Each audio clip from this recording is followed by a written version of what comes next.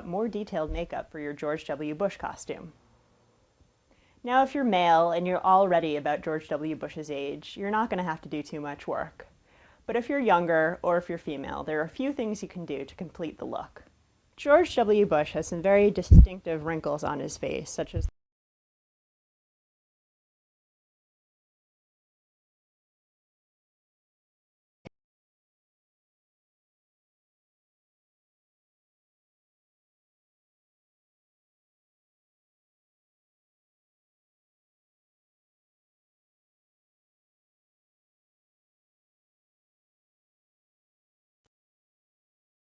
hair to put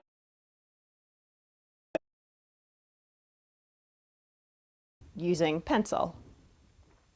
Other things you can do are change your lips to look like his. His lips are very thin. So you want to cover your lips with some foundation and maybe pencil in lightly the parts where you can see pink on his lips. So once you've finished your makeup, you should look something like this. Older, masculine, and slightly weathered.